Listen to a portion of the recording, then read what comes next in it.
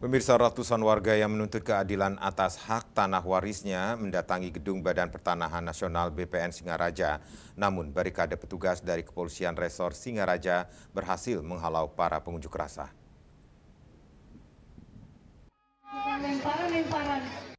Adegan tersebut merupakan simulasi pengamanan kota yang dilaksanakan Polres Buleleng sebagai upaya menjaga kesiapsiagaan personel atas kejadian Kamtibmas yang ada di Kabupaten Buleleng.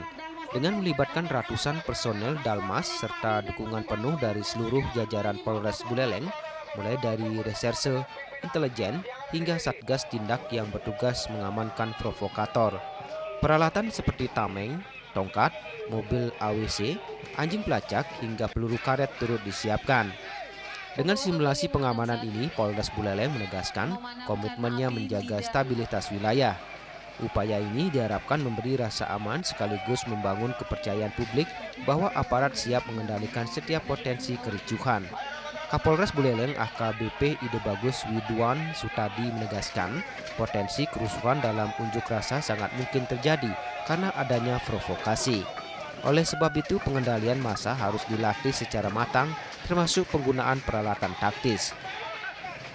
Bahwa unjuk rasa adalah hak seluruh warga negara untuk menyampaikan pendapat di muka umum. Jadi kita wajib melindungi dan kita ayomi pelaksanaannya. Kita amankan agar juga masyarakat yang lainnya juga tidak terganggu, tetap bisa beraktivitas seperti biasa.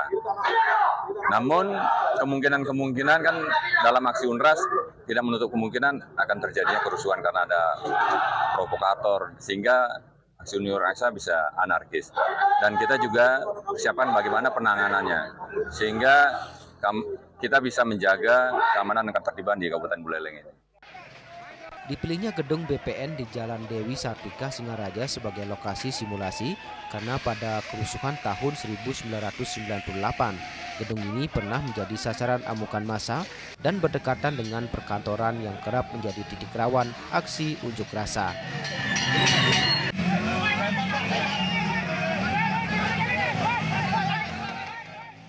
Yasere Yuli, Bali TV.